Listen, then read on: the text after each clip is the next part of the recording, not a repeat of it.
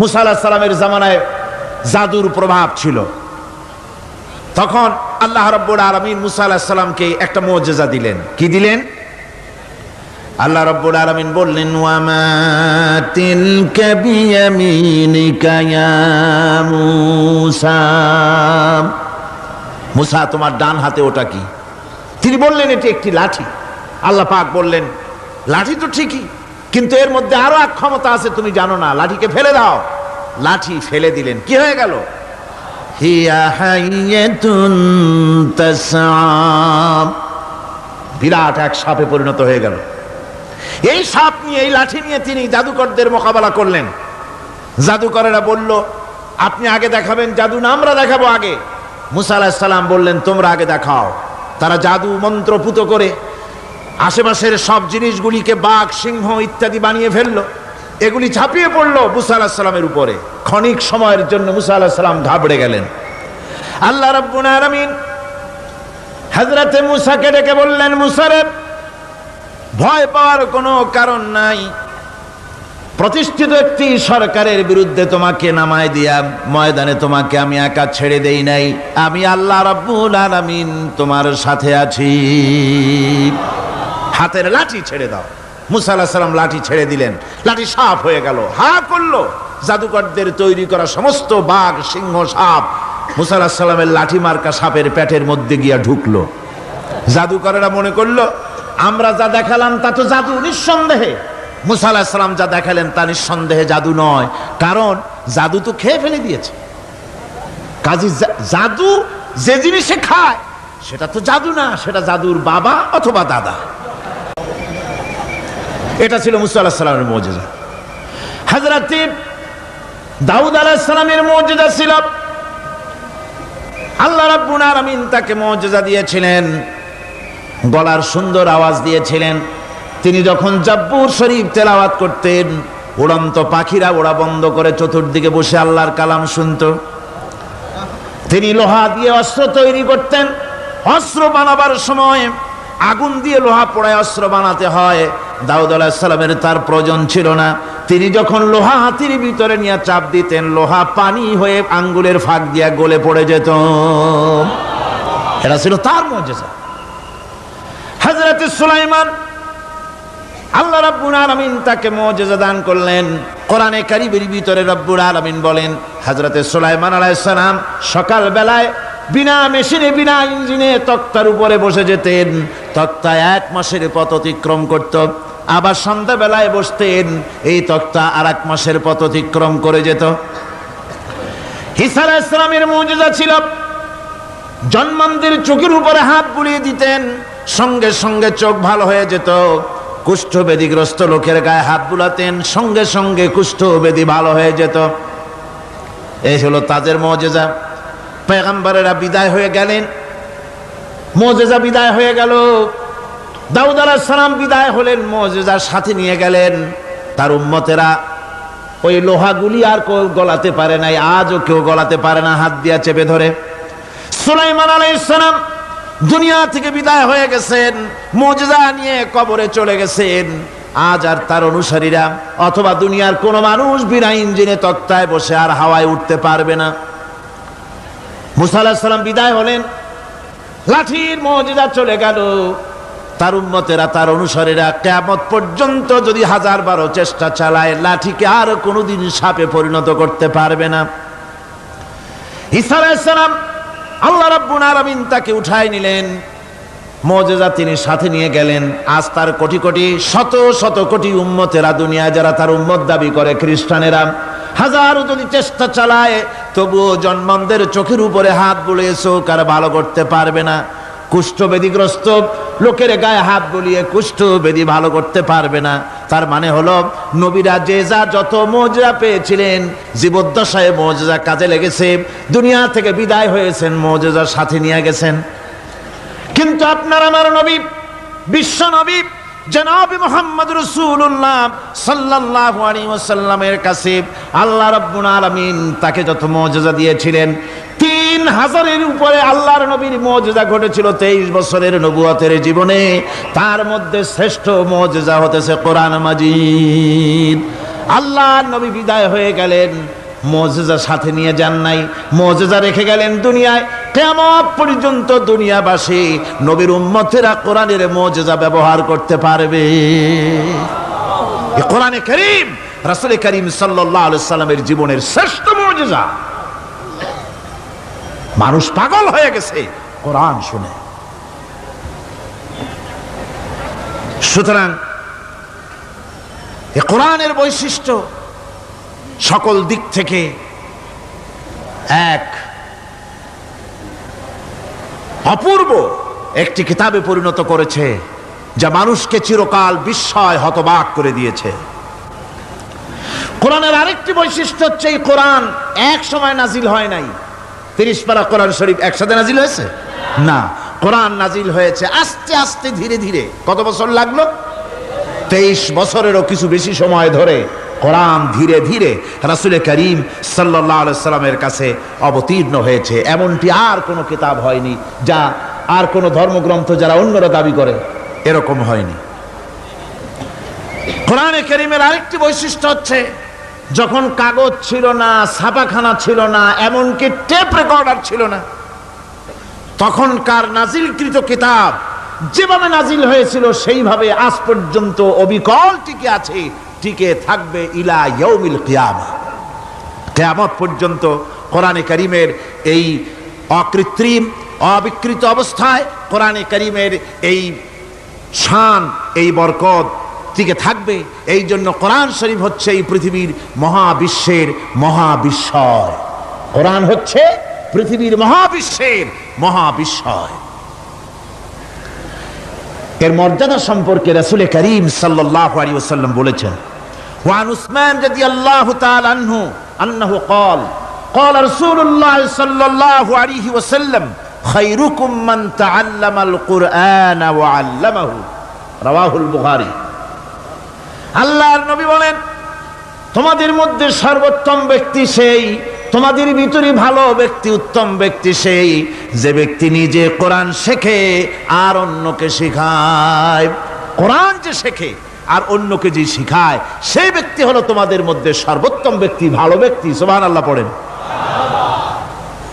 কোরআনে কারীমের এই মর্যাদা সম্পর্কে রাসূল করিম সাল্লাল্লাহু আলাইহি সাল্লাম বলেছেন, দুই ব্যক্তিকে, দুই শ্রেণীর লোককে ঈর্ষা করা যায়। অমুকে বিরাট বাড়ি করেছে, সে বাড়ি থেকে হিংসা হয়, আমি ওরকম বাড়ি করব, অমুকের মতো নেতা হব, অমুকের মতো বড় লোক হতে হবে। পরশ্রী কাতরতা অথবা ঈর্ষা করা, এরকমের ঈর্ষা করা জায়েজ নাই। রাসূলুল্লাহ বলেছেন, দুই ব্যক্তির সঙ্গে ঈর্ষা করা যায়। আন ইবনে উমর রাদিয়াল্লাহু তাআলা আনহু আন্নাহু قال قال رسول الله صلى الله عليه وسلم لا حسد الا على الاثنين। দুই ব্যক্তি ছাড়া অন্য কারো সাথে হিংসা করা যায় না, রিস্ক করা যায় না। কোন কোন ব্যক্তি? রাজুলুন আতাহুল্লাহুল কুরআন ফাহুয়া ইয়াকুমু বিহি আনা আল-লাইলি ওয়া আনা আন-নাহার। ওই ব্যক্তির সঙ্গে ঈর্ষা করা যায়, হিংসা করা যায় যে ব্যক্তিকে আল্লাহ পাক কোরআনের ইলম দান করেছেন। সে ব্যক্তি দিন রাত কোরআন তেলাওয়াত করে, কোরআনের উপরে আমল করে, কোরআনের উপরে থাকে, মানুষকে কোরআনের দাওয়াত দেয়। ওই লোকের সাথে ঈর্ষা করা দরকার যে তার মতো হতে চায়। ওয়ারাজুলুন আতাহুল্লাহু মালান ফাহুয়া ইউনফিকু মিনহু আনা আল-লাইলি ওয়া আনা আন-নাহার। মুত্তাফাকুন আলাইহি, বুখারী মুসলিমের হাদিস। রাসূলুল্লাহ বলছেন, অন্য আরেক ব্যক্তি হচ্ছে যে ব্যক্তিকে আল্লাহ পাক মাল দিয়েছেন, সম্পদ দিয়েছেন, ওই ব্যক্তি তার মাল আর সম্পদকে দিন রাত দুহাতে আল্লাহর রাস্তায় খরচ করে। তার মতো হওয়ার জন্য তার সাথে ঈর্ষা করা যেতে পারে। আমার বন্ধুগণ, এই কোরআন হচ্ছে এমন এক কিতাব যে কোরআনকে নিয়ে যারা অগ্রসর হয় আল্লাহ তাদেরকে বাড়ায় দেন, আর কোরআনের সাথে যারা হিংসা করে, বিদ্বেষ করে, আল্লাহ তাদেরকে অধঃপাতিত করে দেন। আন ওমর ইবনে আল-খাত্তাব রাদিয়াল্লাহু তাআলা আনহু قال قال رسول الله صلى الله عليه وسلم ان الله يرفع بهذا الكتاب اقواما ويضع به آخرين رواه মুসলিম। হযরত ওমর রাদিয়াল্লাহু তাআলা আনহু বলছেন যে আল্লাহ পাক এই কোরআনের সাহায্যে এক শ্রেণীর লোককে প্রতিষ্ঠিত করবেন দুনিয়ার বুকে, এবং আখিরাতেও আরেক শ্রেণীর লোককে করবেন অধঃপাতিত। যারা কোরআনের সাথে বিরোধিতা করবে, তারা যদি হিরো হয়, আল্লাহ তাদেরকে জিরো বানাবেন। কি বানাবেন? জোরে কন, জোরে কন, কি বানাবেন? জিরো বানিয়ে দিবেন। আর কোরআনকে নিয়ে যারা আগ বাড়ে, তারা যদি জিরো হয়, আল্লাহ পাক তাদেরকে কি বানায় দেন? কোরআনের সাথে বিরোধিতা আজকের নতুন কিছু নয়, আবহমান কাল থেকে কোরআনের সাথে চলছে বিরোধিতা। বিশ্বকবি, কবি সম্রাট আল্লামা ইকবাল, আল্লাহ তাকে জান্নাতুল ফেরদাউস নসিব করুন, সবাই বলুন আমিন। আল্লামা ইকবাল বলেছেন, সতীজা কর রহা হ্যায় আসল সে তাইমরোজ, সতীজা কর রহা হ্যায় আসল সে তাইমরোজ, চরাগে মুস্তফা বি সে শরারে বুলহবিস।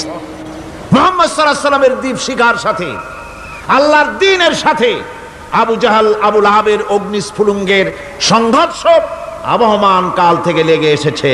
কিন্তু ওদের এই অগ্নিস্ফুলিঙ্গের টক্কর লেগে মুহাম্মদ সাল্লাল্লাহু আলাইহি ওয়াসাল্লামের টিম টিম করে জ্বলে ওঠা এই প্রদীপটি প্রচন্ড ঝড়ো হাওয়ার মুখে, টর্নেডো আর গর্কির মুখে নিভে যায়নি, জ্বলছে, জ্বলবে কিয়ামত পর্যন্ত। এটাকে নিভাবার ক্ষমতা বিশ্বের কোনো মানুষের নাই। ফু দিয়ে কেউ যদি নিভাতে চায়, চেহারা শুদ্ধ, মাথা শুদ্ধ, পুড়ে ছাই হয়ে যাবে, কোরআনের আলোকে নির্বাপিত করতে পারবে না।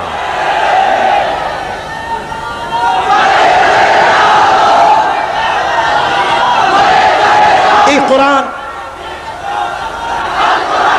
এই কোরআন যার সিনার ভিতরে থাকে, যার সিনার মধ্যে থাকে, সে হয় সমৃদ্ধ।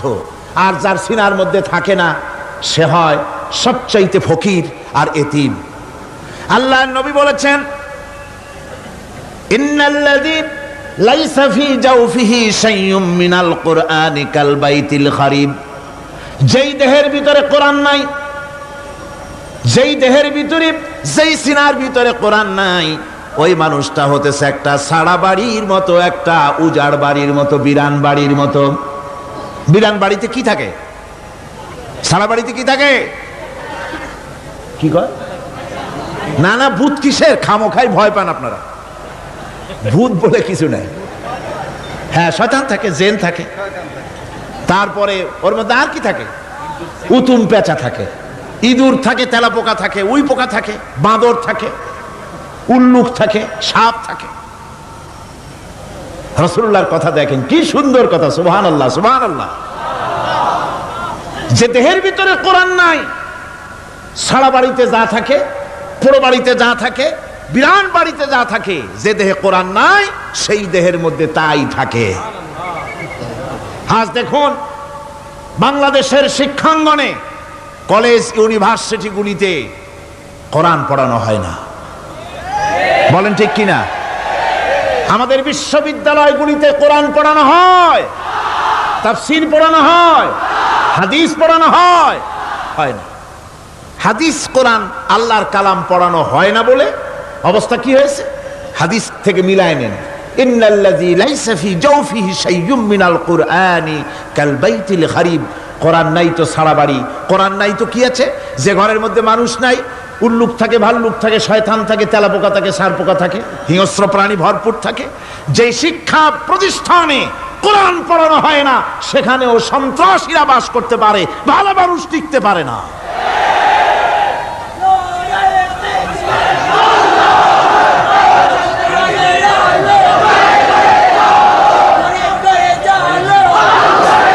এই জন্য কোরআন যেখানে পড়া হয় না, সেটা কবরের তুল্য।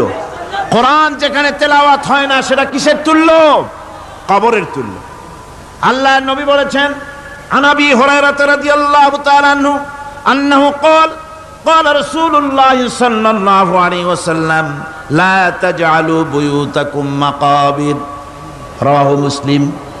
আল্লাহর নবী বলেন, তোমাদের ঘরগুলিকে তোমরা কবর বানাইও না। অর্থাৎ যে ঘরের মধ্যে কোরআনে কারীম তেলাওয়াত হয় না, সেটা কবরের সমতুল্য। কবরের সমতুল্য। আগে আমাদের ঘর সমূহে যখন ছোট ছিলাম, তখন দেখতাম ঘরে ঘরে কোরআন তেলাওয়াত হতো, ঠিক না? প্রত্যেকটা ঘরের জানালা দিয়া সকালবেলায় আওয়াজ আসতো, আউযু বিল্লাহি মিনাশ শাইতানির রাজীম, বিসমিল্লাহির রহমানির রহিম। তেলাওয়াতের আওয়াজ ভেসে আসতো। আজ আর এই অবস্থা নাই।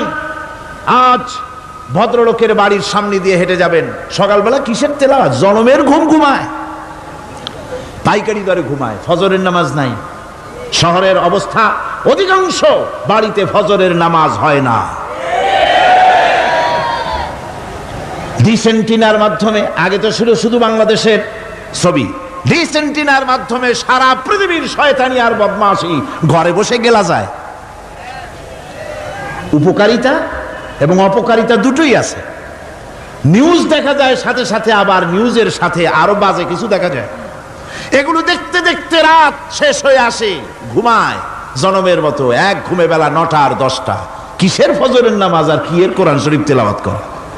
এরপরে উঠলো 9টা 10টার সময়, উঠে তারপরে গানের মাস্টার এসে গেছে। তখন ইতিমধ্যেই গানের মাস্টার এসে গেছেন। কি দুর্ভাগ্যজনক সত্য কথা, ইংরেজি যে টিচার পড়ান, অঙ্ক যে টিচার করান, সপ্তাহে 3 ঘন্টা পড়াবেন, বেতন 2500 টাকা। আর প্রতিদিন সকালবেলা এসে যদি কোনো মুসলমান কোনো একজন মৌলভী সাহেব, হাফেজ সাহেবকে রাখেন কোরআন তেলাওয়াত করাবার জন্য, কোরআন পড়াবার জন্য সন্তানকে, প্রতিদিন আসতে হবে, প্রতিদিন 2 ঘন্টা পড়াতে হবে, আর মাসের শেষে বেতন 500 টাকা। কোরআনে কারীমের সাথে এই আচরণ বেশি হয়েছে। আমি বেশি বলে ফেলেছি। যাদের অভিজ্ঞতা আছে তারা বলছেন 200 টাকা। এরপরে অঙ্ক ইংরেজি তো কাজে লাগে, ভালো কথা। তারপরে গানের মাস্টার আসছেন, তিনি শেখাবেন কি? রবীন্দ্রসঙ্গীতের প্যানপ্যানানি, যা শুনলে পরে কানে ময়লা জমে যেতে পারে, যে গান শুনলে জীবিত মানুষ মৃত্যু হয়ে যায়। নজরুলের কথা শেখানো হবে না, তাহলে সেটা হবে সাম্প্রদায়িকতা। গানের মাস্টারকে, নাচের মাস্টারকে 10,000 টাকা, 10,000 টাকা পর্যন্ত বেতন দেওয়া হয়। এ জাতির জন্য আল্লাহর রহমত কেমনে আসবে? কি কারণে আসবে? কোরআনের সাথে এই বেয়াদবি আমরা করেছি। ঘরগুলিকে, আজকে আমাদের ঘরগুলিকে আমরা কবরস্থানে পরিণত করে দিয়েছি। কোরআন তেলাওয়াত হচ্ছে না। আমার বন্ধুগণ, কোরআন তেলাওয়াত করুন, বেশি বেশি তেলাওয়াত করুন, ঘরকে জীবিত করুন, সন্তানকে তেলাওয়াত করান, আপনি নিজেও তেলাওয়াত করেন। কোরআনে কারীম যারা তেলাওয়াত করবেন তাদের সম্পর্কে আল্লাহর নবী বলেন, মান ক্বারাআল কুরআনা ফাস্তাযহারাহু ফাহাল্লা হালালাহু ওয়া হাররামা হারামাহু আদখালাহুল্লাহুল জান্নাহ। আল্লাহর নবী বলেন, যে ব্যক্তি কোরআন শরীফ তেলাওয়াত করবে এবং কোরআনের হালাল অনুযায়ী হালালকে মেনে চলবে, হারাম অনুযায়ী হারাম থেকে ফিরে থাকবে, এরকম কোরআনের উপরে যে তেলাওয়াত করবে আর আমল করবে, আল্লাহ রাব্বুল আলামিন কিয়ামতের দিন তাকে জান্নাতের ভিতরে প্রবেশ করাবেন। শুধু বেহেশতে যাবে না, ওয়া সাফাহু ফি হাশরাতিন মিন আহলি বাইতিহি কুল্লুহুম কাদ ওয়াজাবাত লাহুন নার। নবীজি বলেন, এই কোরআনে কারীমের বরকতে কিয়ামতের দিন ওই ব্যক্তি তার রক্ত সম্পর্কিত 10 জন আত্মীয়র ব্যাপারে সুপারিশ করার জন্য তৌফিক পাবে আল্লাহর দরবারে। এমন 10 ব্যক্তি, যেই 10 ব্যক্তির জন্য হিসাবের পরে জাহান্নাম ওয়াজিব হয়ে গিয়েছিল, এমন 10 ব্যক্তি সম্পর্কে কোরআনের তেলাওয়াতকারী আর আমলকারী আল্লাহর দরবারে সুপারিশ করার জন্য পারমিশন পাবেন। এমন নিয়ামত, সেই নিয়ামত থেকে আমরা বঞ্চিত হয়ে যাচ্ছি। আমি বলি না যে আপনারা কলেজ ইউনিভার্সিটিতে ছেলেদের পড়তে দিবেন না, আমি তা বলি না। তারা কলেজ ইউনিভার্সিটিতে বিলক্ষণ পড়াশোনা করুক, কিন্তু তাদেরকে কোরআন শরীফ শিখান। লক্ষ লক্ষ টাকা খরচ করলেন ছেলের পেছনে, কিন্তু কোরআন শিখালেন না। আপনি মরে গেলে আপনার জানাজাটা পড়বে, এ তৌফিকও সে পেল না। জানাজার ইমামতি তো দূরের কথা, জানাজার নিয়ত জানে না, পাক পবিত্রতা জানে না। বাপ মরে গেছে, সে তখন ছিল মার্কেটে, শুনলো বাপ মরছে, তাড়াতাড়ি জানাজায় শরীক হতে হবে। প্যান্টও পাক নাই, যেহেতু পেশাবের যখন বেগ এসেছিল দেওয়ালের পাশে দাঁড়াইয়া কাম সারছে, ধোয়া মোছার কাম নাই, মাথায় টুপি নাই, নাক মোছা রুমাল ছিল পকেটে, রুমালটা মাথায় দিয়া দাঁড়ায় গেল, আল্লাহু আকবার। বাপের কপালে যা আছে তাই হোক। তারপরে বাপ মরে গেছে, কান্না শুরু করেছে। যেদিন মরছে সেদিন কাঁদতেছে, পরের দিনও একটু মুখ মলিন কান্দে। নাম বল্টু মিয়া। তার আবার এক বন্ধু আছে, তার নাম শান্টু মিয়া। শান্টু মিয়া বলছে, মিয়া বল্টু কান্দো কেন? কয় বাপ মরে গেছে। কয় এগুলো বাঁচে নাকি? এগুলো মরিয়ে যায়, আমার একটা ছিল ওটাও মরছে। চিরকাল কারো বাপ থাকে না, সুতরাং এত মন খারাপ কেন?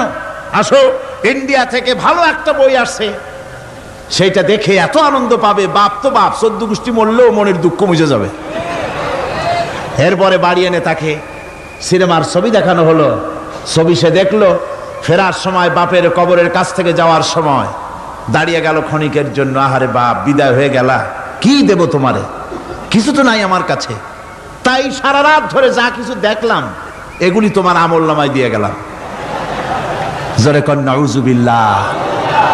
আমি সমস্ত পিতাদেরকে বলতে চাই, সন্তানদেরকে কোরআন শিখান, কাজে লাগবে।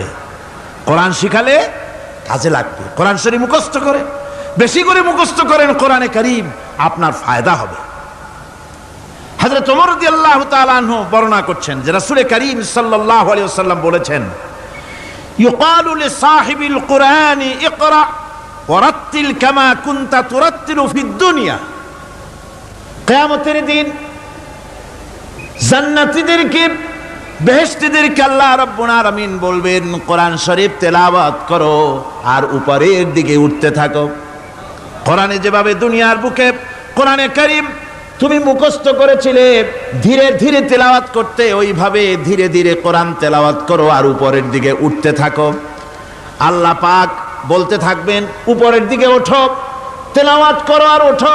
উঠতে উঠতে যেই জায়গায় গিয়ে তোমার তেলাওয়াত শেষ হয়ে যাবে, জান্নাতের ওই জায়গাটা তোমার জন্য বরাদ্দ হবে। আবু দাউদ শরীফের হাদিস। জান্নাতের ওই জায়গাটা তোমার জন্য বরাদ্দ হবে। এখন যাদের শুধু সূরা ইখলাস আর সূরা কাউসার মুখস্থ, তারা তো 2 পা আগাই বসে যাবে, উঠতে পারবেন না। বেশি বেশি মুখস্থ করেন, হাফেজে কোরআন হন অথবা হাফেজের মতো হন। বেশি বেশি মুখস্থ করেন সূরা ইয়াসিন, সূরা দুখান, সূরা আর রহমান, সূরা ওয়াকিয়া, সূরা মুজাম্মিল, এই সমস্ত সূরা, বেশি সূরা আল আরাফ, সূরা কাহাফ, সূরা মারিয়াম ইত্যাদি মুখস্থ করেন। কিয়ামতের দিন কাজে লাগবে। জান্নাতের অত উঁচায় উঠতে পারবেন। হাফেজে কোন জায়গায় যাবে? সুবহানাল্লাহি ওয়া বিহামদি। 30 পারা কোরআন যার সিনার ভিতরে, জান্নাতের কোন জায়গাটা আল্লাহ তাকে বরাদ্দ করবেন? সুবহানাল্লাহ, সুবহানাল্লাহ। কোরআনে কারীমকে মুখস্থ করুন, বেশি করে মুখস্থ করুন। কোরআনে কারীমকে বেশি করে তেলাওয়াত করুন। এই কোরআনে কারীমকে যারা বেশি করে তেলাওয়াত করবে, তেলাওয়াত করতে গিয়ে যারা আল্লাহর কাছে কিছু চাওয়ার সময় পাবে না, তাদের সম্পর্কে রাসূল কারীম সাল্লাল্লাহু আলাইহি ওয়াসাল্লাম বলেছেন হাদিসে কুদসি। হাদিসে কুদসি রাসূল কারীম সাল্লাল্লাহু আলাইহি ওয়াসাল্লাম বলেছেন, ইয়াকুলুর রাbb তাবারাকা ওয়া তাআলা মান শাগালাহুল কুরআন আন যিকরি মাসআলাতি আতাইতুহু আফজালা মা উতিয়াস সাইলিন। আল্লাহর নবী বলেন, আমার আল্লাহ পাক বলেছেন, কোরআন তেলাওয়াত করতে গিয়ে যারা ব্যস্ত থাকে, কোরআন তেলাওয়াত করতে করতে যারা আমার কাছে হাত পেতে কিছু চাওয়ার সময় পায় না, যারা আমার কাছে হাত পেতে কিছু চায়, তাদের থেকে তেলাওয়াতকারীদেরকে আমি রব্বুল আলামিন বেশি করে দেই। সুবহানাল্লাহ। কোরআন তেলাওয়াত করতে করতে যারা আল্লাহর কাছে হাত পেতে চাওয়ার সময় পায় না, আল্লাহ পাক বলেন যারা চায় তাদের থেকে তেলাওয়াতকারীকে আমি বেশি দেই।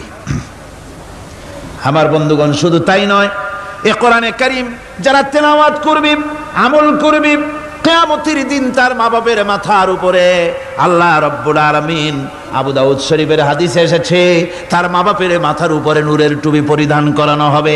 এমন নূরের টুপি, এমন নূরের তাজ পরানো হবে, চন্দ্র সূর্যের আলোকে ম্লান করে দেবে। হাসরবাসীরা প্রশ্ন করবেন, এ লোকটি কে? কোন ফেরেশতা নাকি? বলে না। কোন নবী নাকি? বলে না। তবে কি ইনি কে? জবাব হবে, ইনি হচ্ছেন সেই ব্যক্তি যিনি তার সন্তানদেরকে কোরআন শিখিয়েছিলেন। কোরআন শিখানোর কারণে আল্লাহ রাব্বুল আলামিন আজ তার মা বাপের মাথার উপরে নূরের টুপি পরিধান করে হাসরের ভিতরে মর্যাদা দিলেন। কিয়ামতের দিন দুনিয়া মর্যাদা পাওয়া যাবে, আখিরাতেও মর্যাদা পাওয়া যাবে যদি কোরআনে কারীমকে তেলাওয়াত করা যায়, আমল করা যায়, বোঝা যায়, তাহলে এই সমস্ত নিয়ামত আল্লাহ পাক দান করবেন। সুতরাং এই এত বড় নিয়ামত থেকে আমরা যেন কেউ বঞ্চিত হয়ে না যায়। কোরআন হচ্ছে এমন এক কিতাব যার তাফসীর লেখা হয় নাই। পৃথিবীতে এমন কোনো ভাষা নাই, পৃথিবীর উল্লেখযোগ্য সবগুলি ভাষায় কোরআনে কারীমের তাফসীর লেখা হয়েছে, কিন্তু কোন মুফাসসির আজ পর্যন্ত কথা বলেন নাই যে আমি যে তাফসীর লিখছি এর চাইতে ভালো তাফসীর আর কেউ লিখতে পারেও না আর পারবেও নাই, এটা শেষ, আর তাফসীর লেখা লাগবে না। এ কথা কেউ বলতে পেরেছে? জোরে বলেন, পেরেছে? পারে নাই। তার কারণ কি? আল্লাহ রাব্বুল আলামিন বলেন, قُلْ لَوْ كَانَ الْبَحْرُ مِدَادًا لِكَلِمَاتِ رَبِّي لَنَفِدَ الْبَحْرُ قَبْلَ أَن تَنفَدَ كَلِمَاتُ رَبِّي وَلَوْ جِئْنَا بِمِثْلِهِ مَدَدًا। আল্লাহ পাক বলেন, নবী আপনি বলুন, আমার রবের কথাগুলি লেখার জন্য যদি সমুদ্রের পানিগুলি, সমুদ্রের সমস্ত পানিগুলি যদি কালিতে পরিণত হয়ে যায়, আর আমার রবের কথাগুলি যদি লেখা শুরু হয়ে যায়, আমার রবের কথাগুলি লেখার পূর্বে সমস্ত সমুদ্রের পানিগুলি শেষ হয়ে যাবে। তারপরে যদি আবার সমুদ্র ভরে দেওয়া হয়, আরো যদি লেখা হয়, তবুও আমার রবের কথা লেখা শেষ হবে না। আল্লাহ রাব্বুল আলামিন বলেন, وَلَوْ أَنَّ مَا فِي الْأَرْضِ مِنْ شَجَرَةٍ أَقْلَامٌ وَالْبَحْرُ يَمُدُّهُ مِنْ بَعْدِهِ سَبْعَةُ أَبْحُرٍ مَا نَفِدَتْ كَلِمَةُ اللَّهِ। আল্লাহ রাব্বুল আলামিন বলেন, মা নাফিদাত কালিমাতুল্লাহ। আল্লাহ পাক বলেন, 7টা সমুদ্রের পানি যদি একত্রিত করা হয়, 7টা সমুদ্রের পানি যদি এক জায়গায় করা হয়, এই পানিগুলি যদি কালিতে পরিণত হয়ে যায়, আর পৃথিবীর সমস্ত গাছগুলি যদি কলমে পরিণত হয়ে যায়, ওই গাছগুলি দিয়ে যদি ওই পানি রূপ কালি দিয়ে আমার প্রভুর কথা, আল্লাহ রাব্বুল আলামিনের কোরআনের কথা যদি লেখা শুরু হয়ে যায়, লিখতে লিখতে সমস্ত পানিগুলি, গাছগুলি শেষ হয়ে যাবে, আল্লাহ পাকের কালামের ব্যাখ্যা লেখা শেষ হবে না। মা নাফিদাত কালিমাতুল্লাহ, আল্লাহর কথা লেখা শেষ হবে না। এত বড় বিরাট আজিম কিতাব আল্লাহ পাক আমাদেরকে দান করেছেন, সুবহানাল্লাহ পড়েন।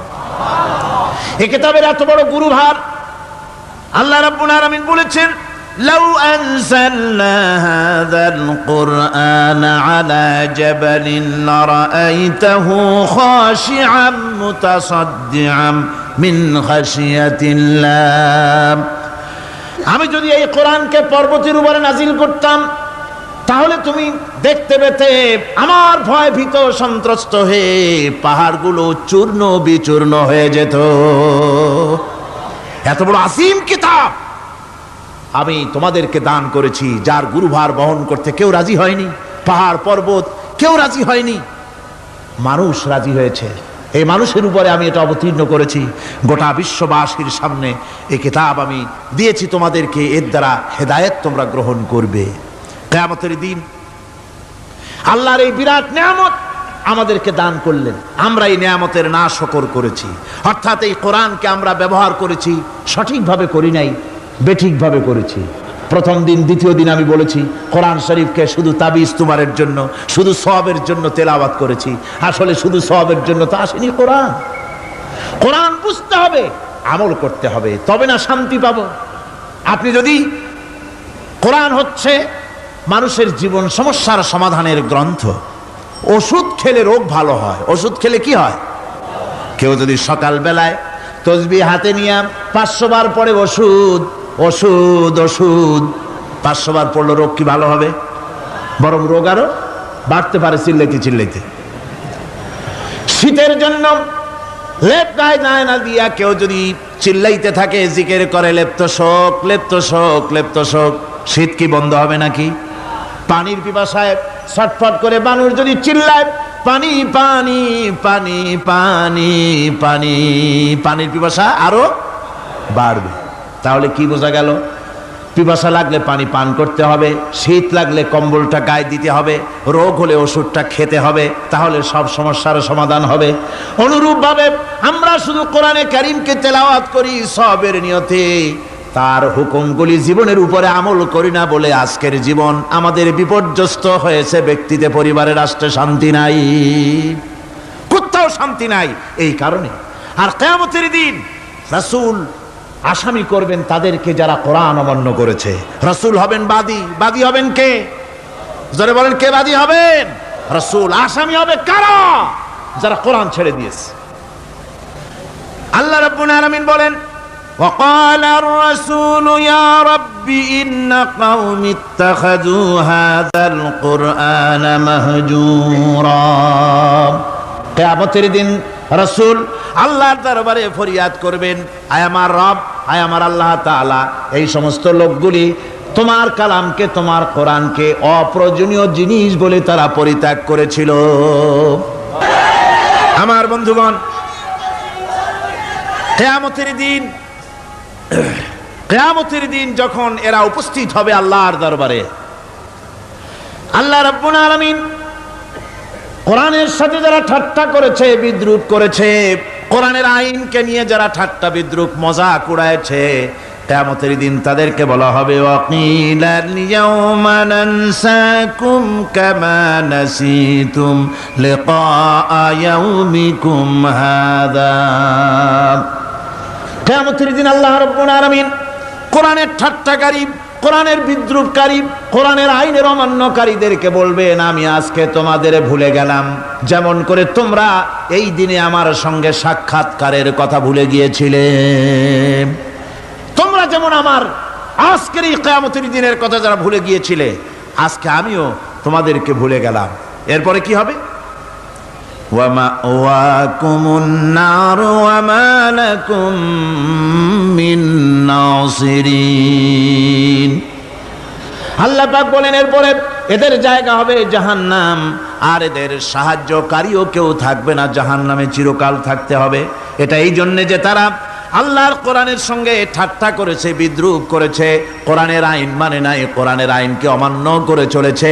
এই জন্য কিয়ামতের দিন আল্লাহ রাব্বুল আলামিন তাদেরকে শাস্তি প্রদান করবেন। কোরআন পৃথিবীর বুকে আল্লাহ নাজিল করেছেন, শুধু তেলাওয়াত করবেন ঝুলে ঝুলে, এজন্য নয়। কি জন্য নাজিল হলো? এবার উদ্দেশ্য শুনুন। আল্লাহ পাক বলেন, আর রহমান আল্লামাল কুরআন। আল্লাহ রাব্বুল আলামিন তিনি হলেন এমন দয়াবান, এমন রহমান, যিনি কোরআন শিখালেন। কি কারণে শিখালেন? কোরআন নাজিলের উদ্দেশ্য কি? আল্লাহ পাক বলেন, ইন্না আনজালনা ইলাইকাল কিতাবা বিল হাক্কি লিতাহকুমা বাইনান নাসি বিমা আরাকাল্লাহ। আল্লাহ পাক বলেন, এই কিতাব আমি আপনার প্রতি অবতীর্ণ করেছি এই জন্যে যাতে করে আপনি আল্লাহর প্রদর্শিত এই বিধান অনুযায়ী মানুষের উপরে বিচার ফয়সালা করতে পারেন। মানুষের উপরে আইন চলবে আল্লাহ। কার আইন? জোরে বলেন, কার আইন? আলা লাহুল খালক ওয়াল আমর। সৃষ্টি যার, আইন চলবে কার? আল্লাহ পাক বলেন, এই জন্য নাজিল করলাম, কোরআন নাজিল করেছি যাতে করে কোরআনের আইন দিয়ে বিচার ফয়সালা করতে পারেন, সেই জন্যই কোরআন নাজিল করলাম। আসলে আল্লাহর নবীর এই পৃথিবীতে আগমনের উদ্দেশ্য ওটাই ছিল। হুয়াল্লাযী আরসালা রাসূলাহু বিল হুদা ওয়া দীনিল হক লিইয়ুযহিরাহু আলাদ-দীনি কুল্লিহি ওয়া কাফা বিল্লাহি শাহীদা। আল্লাহ রাব্বুল আলামিন বলেন, আমি আমার রাসূলকে দ্বীনে হক, সত্যের বিধান সহকারে দুনিয়ায় প্রেরণ করেছি। লিইয়ুযহিরাহু আলাদ-দীনি কুল্লিহি, আয় লিইয়ুগলিবাহু আলা সাইরিল আদিয়ান। সমস্ত আদিয়ানে বাতিলের উপরে আমার দিনকে বিজয়ী করে দেওয়ার জন্য আমি রাসূলের কাছে কিতাব সহকারে তাকে অবতীর্ণ করেছি। এ দায়িত্ব শুধু মুহাম্মদ সাল্লাল্লাহু আলাইহি ওয়াসাল্লামের ছিল না, দুনিয়ার উপরে আল্লাহর দিন কায়েম করা, আল্লাহর বিধান অনুযায়ী মানুষের বিচার ফয়সালার দায়িত্ব শুধু মুহাম্মদ সাল্লাল্লাহু আলাইহি ওয়াসাল্লামের ছিল না, সমস্ত নবীদের ছিল। কাদের ছিল? সব নবীদের ছিল। فبعث الله النبيين مبشرين منذرين وأنزل معهم الكتاب بالحق ليحكم بين الناس আল্লাহ পাক বলেন সমস্ত নবীদের কাছে আমি কিতাব অবতীর্ণ করেছি এই জন্য যে তারা সহজ এবং সোজা পথে যারা চলতে চায় তাদেরকে তিনি সুসংবাদ দিবেন, আর বাঁকা পথে যারা চলবে তাদেরকে তিনি জাহান্নামের ভীতি প্রদর্শন করবেন। আর আমি তার উপরে যে কিতাব অবতীর্ণ করেছি এই কিতাব দিয়ে জনগণের উপরে বিচার ফয়সলা করবে, আইন চলবে আল্লাহর কিতাব দিয়ে। আইন চলবে কি দিয়ে? আল্লাহর কিতাব দিয়ে। আল্লাহর কিতাব অনুযায়ী জনগণকে পরিচালিত করবেন। এই জন্য আমি এই কোরআনকে নাজিল করেছি, অতীতেও এই কিতাবগুলি নাজিল করেছি। কুল ইয়া আইয়ুহান নাসু ক্বাদ জাআকুমুল হাক্কু মির রাব্বিকুম। আল্লাহ পাক বলেন নবী আপনি বলে দেন, আপনি বলুন হে মানব সকল, আল্লাহর পক্ষ থেকে তোমাদের জন্য মহাসত্য এসেছে, এই মহাসত্য যদি অনুসরণ করো তোমাদের জন্য কল্যাণকর হবে। ওমান দাল্লা ফাইন্নামা ইয়াদুল্লু আলাইহা, আর যদি কোরআনকে অমান্য করো, আল্লাহর কিতাবকে অমান্য করো, তাহলে তোমাদের জন্য অকল্যাণ হবে। আজ আপনারা বলেন আল্লাহর কিতাবের আইন কি আমাদের দেশে চলে? কোরআনের আইন কি চলে? চলে না। কোরআনের আইন চলে না। আমরা কি খুব শান্তিতে আছি? খুব আরামে আছি? শ্রমিকরা তাদের শ্রমের মূল্য পায়, কৃষক তার উৎপাদিত পণ্যের সঠিক দাম পায়, নারী তার সতীত্বের মর্যাদা পায়, জনগণ কি আরামে ঘুমাতে পারে? না, জনগণ রীতিমতো দুবেলা পেট পুরে সমস্ত জনগণ খেতে পারে। এর একমাত্র কারণ হচ্ছে কোরআনের আইনকে অমান্য করা হয়েছে। ভালো করে কান পেতে শুনুন, আল্লাহ রাব্বুল আলামিন কোরআনে কারীমের মধ্যে পরিষ্কার করে বলেছেন ওয়ামান লাম ইয়াহকুম বিমা আনজালাল্লাহু ফাউলাইকা হুমুল কাফিরুন। যারা নাকি আমার দেওয়া বিধান অনুযায়ী, কোরআন অনুযায়ী যারা বিচার ফয়সালা করে না, ফাউলাইকা হুমুল কাফিরুন, ফাউলাইকা হুমুজ জালিমুন, ফাউলাইকা হুমুল ফাসিকুন। যারা আমার দেওয়া বিধান অনুযায়ী বিচার ফয়সালা করে না তারা কাফির, তারা জালিম, তারা ফাসিক। সুতরাং এর ভিতরে এই জুলমের মধ্যে জালিমদের অন্তর্গত, ফাসিকদের অন্তর্গত হয়ে বাংলাদেশের বহু মুসলমান, পৃথিবীর বহু এলাকার মুসলমান এর মধ্যে লিপ্ত হয়ে আছে। কোরআনের আইন চালু না করলে পরে, কোরআনের আইন না মানলে পরে জালিম হতে হবে, কাফির হতে হবে, ফাসিক হতে হবে। অর্থাৎ যতখানি না মানবেন ততখানি এই বিশেষণে বিভূষিত হতে হবে।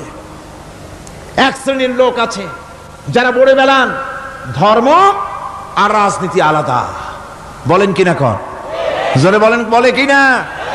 ধর্ম আর রাজনীতি আলাদা। তারা বলেন আমরা ধর্ম নিরপেক্ষ থাকতে চাই। তারা কি থাকতে চায়? ধর্ম নিরপেক্ষ থাকতে চায়। কোরআনে কারিমে এই ধর্ম নিরপেক্ষবাদীদের ব্যাপারে কোরআন কি বলছে শুনুন। আল্লাহ রাব্বুল আলামিন বলেন আলাম তারা ইলাল্লাযীনা ইয়াজউমুনা আন্নাহুম আমানু বিমা উনজিলা ইলাইকা ওয়া মা উনজিলা মিন ক্বাবলিক। আল্লাহ পাক বলেন হে নবী তুমি কি সেই সব লোকদেরকে দেখেছ যারা দাবি তো করে যে আমরা আল্লাহর উপর ঈমান এনেছি আর এই কিতাবের উপর ঈমান এনেছি, এর পূর্বে যত কিতাব নাজিল হয়েছে সেসব কিতাবের উপরেও ঈমান এনেছি। ধর্মনিরপেক্ষবাদীরা তারা তো বলে না যে আল্লাহ মানি না, কোরআন মানি না, একথা বলে না, ওটা বলে না। কি বলে? সেই বলা কথাটাই আল্লাহ এখানে অনেক আগে বলে রেখেছেন। ওরা বলে যে আমরা অবশ্যই আল্লাহকে মানি, আল্লাহর কিতাব মানি, এর পূর্বে যত কিতাব নাজিল হয়েছে সেগুলোও মানি, তবে ইউরিদুনা আইয়াতাহাকামু ইলাত তাগুত, তারা চায় তাদের জীবনের সমস্ত সমাধান সমস্যার জন্য তাগুতের কাছে যেতে চায়। তাগুতকে, আল্লাহকে বাদ দিয়ে তারা যেতে চায় কোথায়? তাগুতের কাছে। জোরে বলেন কিসের কাছে যেতে চায়? তাগুতের কাছে। তাগুত বলে কারে?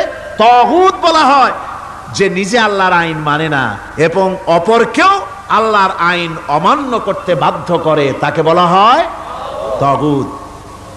ওরা বলে ধর্ম আর রাজনীতি আলাদা, কোরআন মানি কিন্তু কোরআনের আইন মানি না।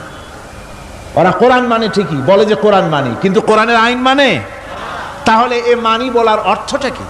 এর মূল্যটা কোথায়? কোরআন যদি মানো তো কোরআন বলেছে সুদ খেও না। আমাদের দেশে সুদ চলছে না? কোরআন বলেছে বিবিকে পর্দায় রাখো, পর্দায় কি রাখা হচ্ছে? কোরআন বলেছে ওজনে কম দিও না, তা কি মানা হচ্ছে? কোরআন বলেছে আমার আইন দিয়ে দেশ শাসন করো, তা কি করা হচ্ছে? সুতরাং ধর্মনিরপেক্ষ মতবাদ যেটা, এই মতবাদটা কোরআনের দৃষ্টিতে কুফরি মতবাদ। ধর্মনিরপেক্ষ মতবাদ কি? জোরে বলেন, ধর্মনিরপেক্ষ মতবাদ কি?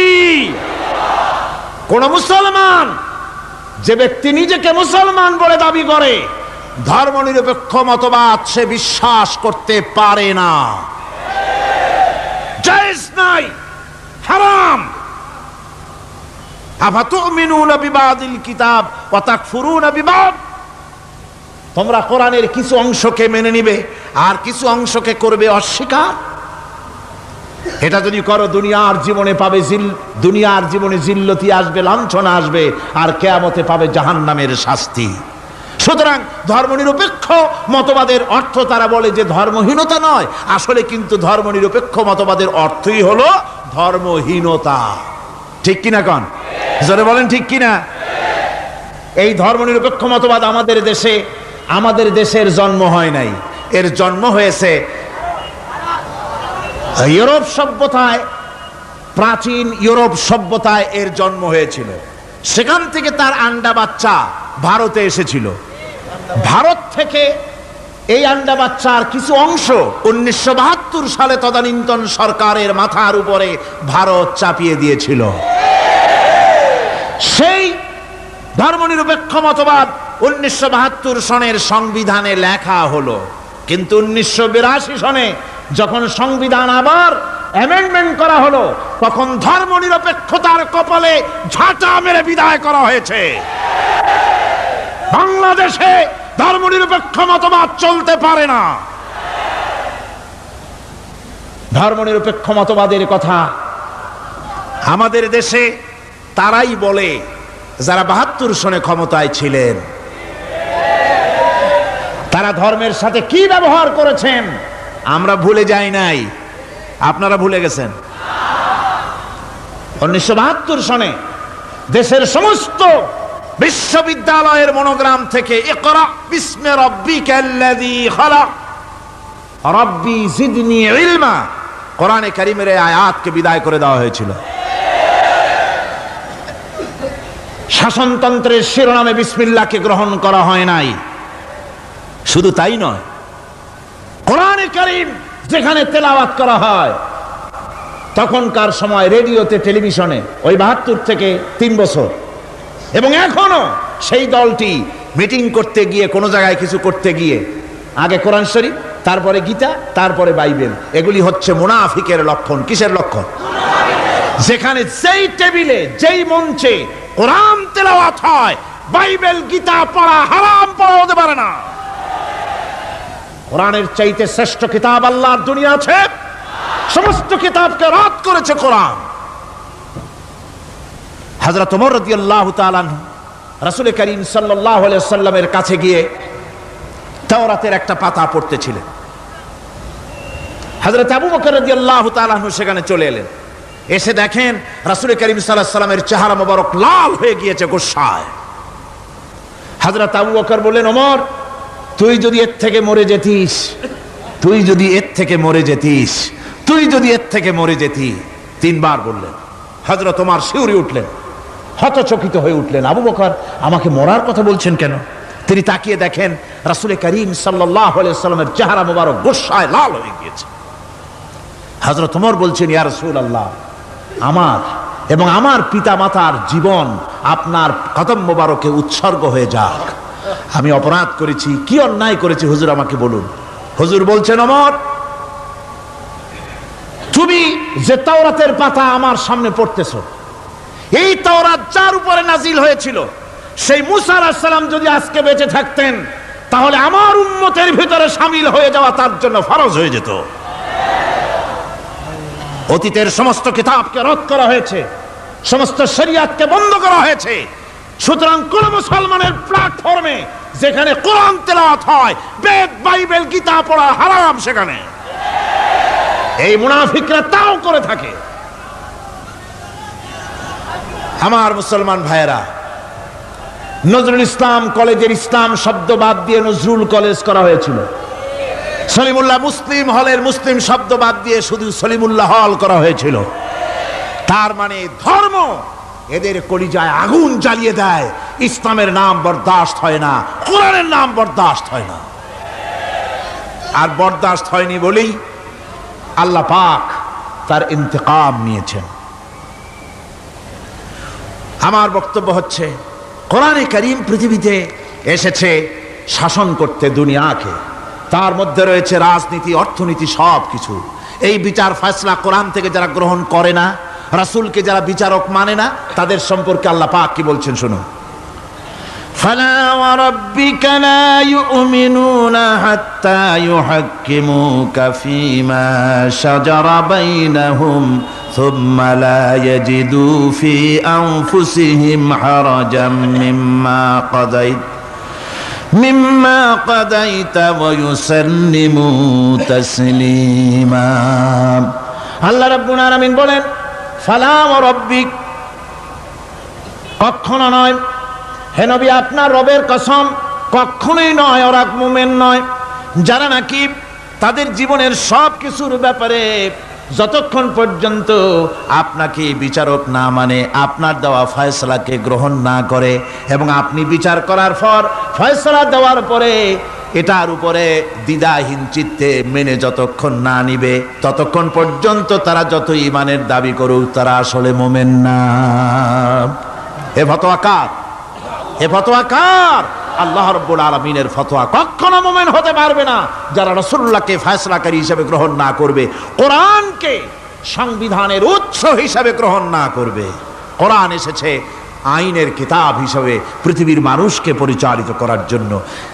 আজ এই কোরআনের আইন যারা মানে সেখানে শান্তি পায়, কোরআন যেখানে মানে না সেখানে শান্তি হয় না। আল্লাহ পাক পরিষ্কার বলেছেন, কোরআনের আইন মেনে চলো। আর যারা এই কোরআনকে অমান্য করবে তাদের শাস্তি কি হবে? আল্লাহ পাক বলেন, আল্লাযীনা কাযযাবু বিল কিতাবি ওয়া বিমা আরসালনা বিহি রুসুলানা ফাসাউফা ইয়ামালুন। আল্লাহ পাক বলেন, আমি যে কিতাব নাজিল করেছি, এই কিতাবকে যারা মিথ্যা মনে করে, কিতাবকে যারা অস্বীকার করে, কোরআনের আইন যারা মানে না, আমি যে রসুলের উপরে যা নাজিল করেছি সেগুলির উপরে যারা ঈমান আনে না, এগুলিকে যারা মানে না, তাদের জন্য এর পরিণতি তারা খুব শীঘ্রই টের পাবে। খুব শীঘ্রই তাদেরকে পরিণতি দেওয়া হবে। কিয়ামতের দিন তাদেরকে আল্লাহ রাব্বুল আলামিন জাহান্নামে প্রবেশ করাবেন। কোরআনের অমান্যকারীদের জায়গা কোথায় হবে? কোথায় হবে তাদের জায়গা? জাহান্নামের ভিতরে হবে। সুতরাং আমরা কোথায় যেতে চাই? জাহান্নামে না জান্নাতে?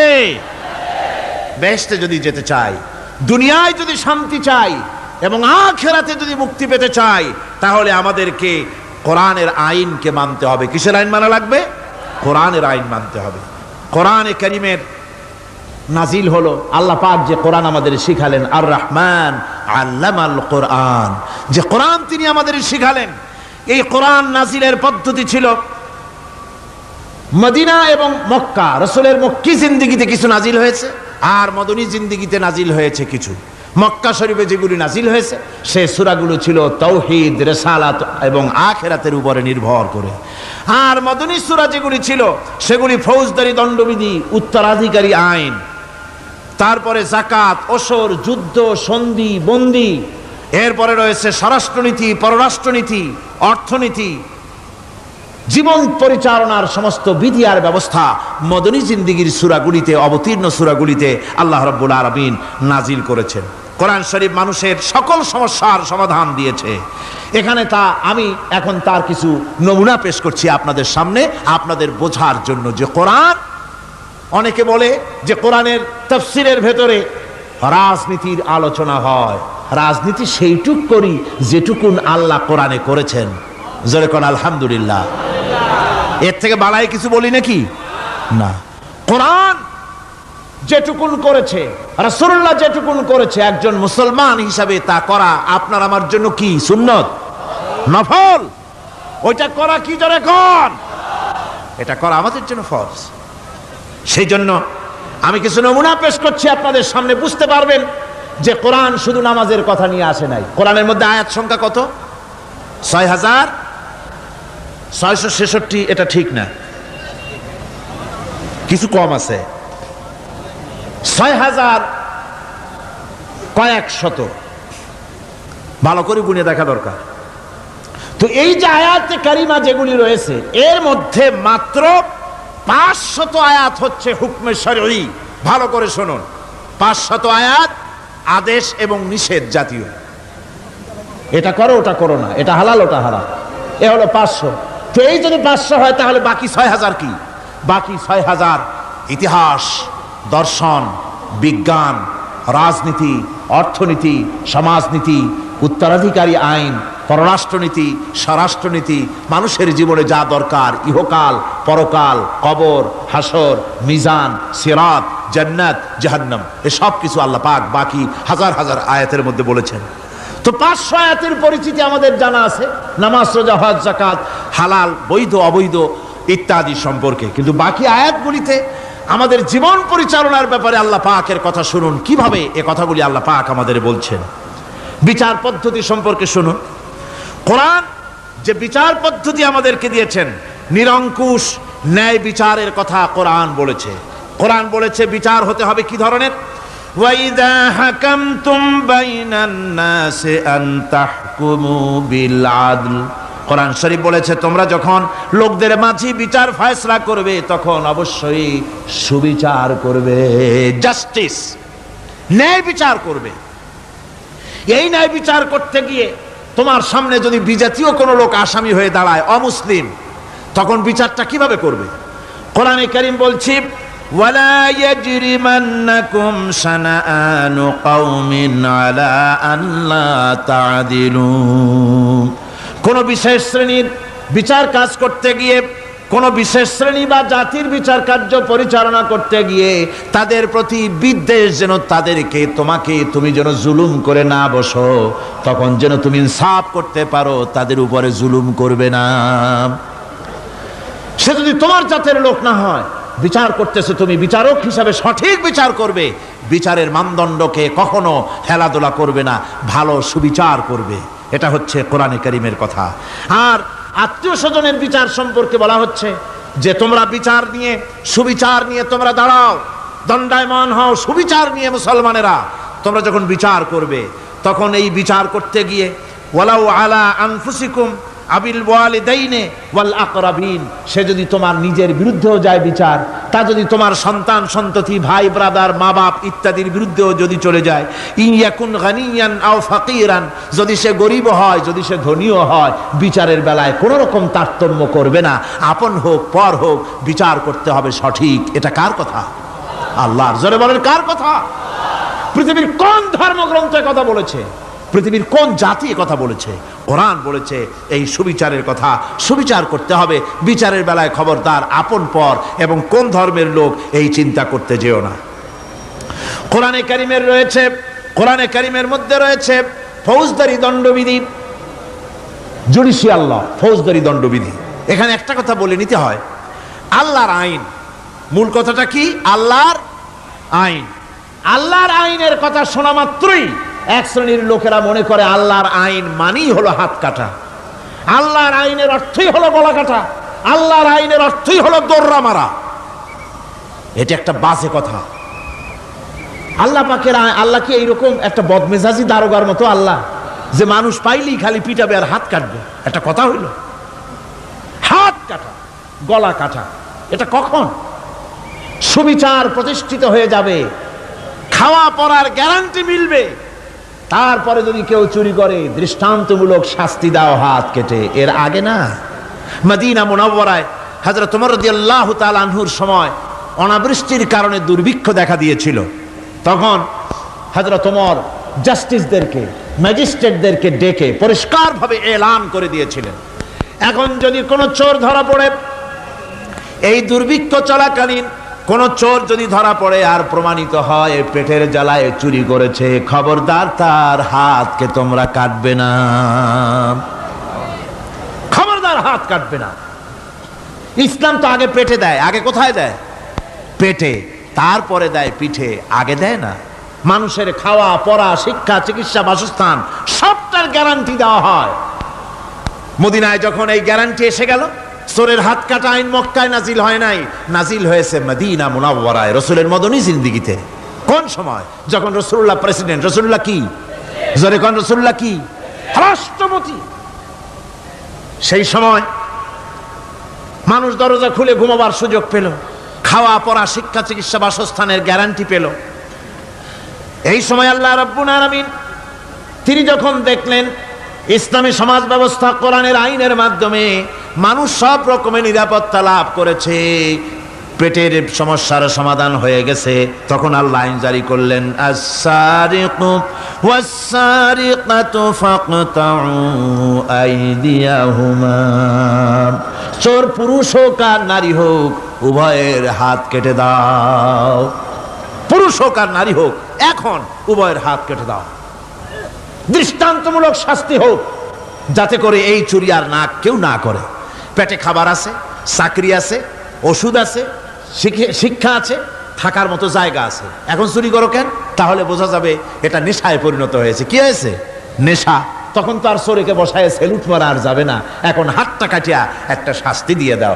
আমাদের দেশে কিন্তু চোরের হাত কাটা আইনের ব্যাপারে কোনো চোরেরা আজ পর্যন্ত মিছিল করে না।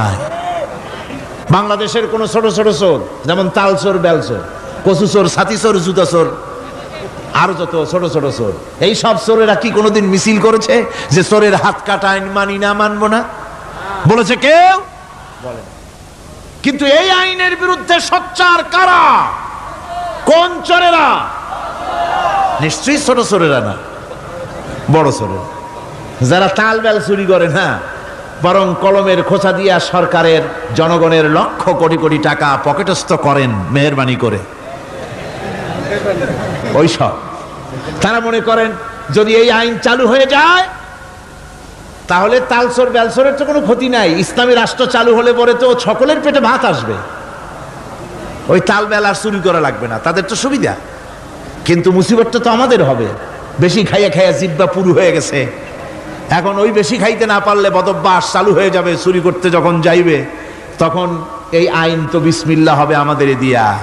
এই জন্য ওনারাই বিরোধিতা করেন চরমভাবে। আমার বন্ধুগণ, কোরআনের আইন বন্ধ করার ক্ষমতা কারো নাই। এই আইন চালু হলে পরেই শান্তি আসবে। ওরা বিরোধিতা করছে, ওরা বলছে চোরের হাত কাটা আইন এটা হচ্ছে একটা অমানবিক ব্যাপার। আইনটা কার? আল্লাহর। মানুষগুলি কার? তা তোমার তো দরদ কেন? মায়ের চাইতে মাসির দরদ বেশি, এটা কি খুব সুলক্ষণ? না, এটা দারুণ কুলক্ষণ। সুতরাং আল্লাহ রাব্বুল আলামিন তার আইন হচ্ছে শাশ্বত আইন। চোরের হাত কাটা আইন অর্থ এ নয় যে বাংলাদেশ ইসলামী দল যদি ক্ষমতায় আসে পাইকারি দরে চোরের হাত কাটা আরম্ভ করবে না। ততক্ষণ পর্যন্ত আইন চালু হবে না যতক্ষণ পর্যন্ত সমস্ত মানুষ তাদের কর্মসংস্থান না হবে, খাবার না পাবে, চাকরি বাকরি না হবে, খেয়ে পরে খাওয়া পড়া শিক্ষা চিকিৎসা বাসস্থান সবটার গ্যারান্টি মিলবে, তারপরে আইন চালু হবে, এর আগে নয়। আল্লাহ রাব্বুল আলামিন ফৌজদারি দণ্ডবিধির আওতার ভিতরে চোরের কি শাস্তি হবে তা বললেন, নরহত্যার শাস্তি কি হবে তাও আল্লাহ পাক এখানে বলছেন, ইয়া আইয়ুহাল্লাযীনা আমানু কুতিবা আলাইকুমুল কিসাসু ফিল কাতলা। আল্লাহ পাক বলেন তোমাদের প্রতি নরহত্যার শাস্তি স্বরূপ কিসাস নির্দিষ্ট করা হয়েছে, অর্থাৎ হত্যার বদলে হত্যা করা। একজন মানুষ আর একজন মানুষকে হত্যা করেছে, কোরআনের আইন হচ্ছে ওকেও হত্যা করো। কি সুন্দর আইন, সুবহানাল্লাহ পড়েন। তাহলে কি হবে? রেডিও টেলিভিশনে পত্র পত্রিকার মাধ্যমে যদি খবর ছড়ানো হয় যে হত্যাকারীর বিচার হবে কোরআনের আইন অনুযায়ী, প্রকাশ্য রাজপথে হত্যাকারীকে তাকেও যদি হত্যা করে দেওয়া হয়, এই দৃশ্য উপস্থিত জনতা যত দেখবে, পত্র পত্রিকায় খবর পাবে, টেলিভিশনের পর্দায় দেখতে পাবে, যারা দেখলো এই সব লক্ষ লক্ষ জনতার ভেতরে মানুষ হত্যা করার দুঃসাহস আর আসবে? আল্লাহ পাক বলছেন এটা হচ্ছে মানুষের কিসাস, এর মধ্যে রয়েছে মানুষের জীবন। এরপরে নরহত্যার শাস্তি আল্লাহ পাক এভাবে কোরআনে কারীমের মধ্যে বললেন। জিনার শাস্তি, আয-যানিয়াতু ওয়াজ-যানি ফাজলিদু কুল্লা ওয়াহিদিম মিনহুমা মিআতা জালদা। আল্লাহ রাব্বুল আলামিন বলেন, জিনাকারিনী পুরুষ, জিনাকারিনী নারী আর জিনাকারা পুরুষ, তাদের শাস্তি হচ্ছে উভয়কে 100 করে দৌড়া মারা, প্রাণদণ্ড দিয়ে দেওয়া। এই শাস্তি যদি হয়, জিনা বন্ধ হয়ে যাবে, বিবাহ সহজ হবে। ইসলামী রাষ্ট্র হলে পরে জিনা করা কঠিন হবে, বিবাহ করা সহজ হয়ে যাবে। এটা হচ্ছে কোরআনের আইনের সুন্দর বিধান। জিনার শাস্তি, চোরের শাস্তি, নরহত্যার শাস্তি জুডিশিয়াল লয়ের আওতায়, ফৌজদারি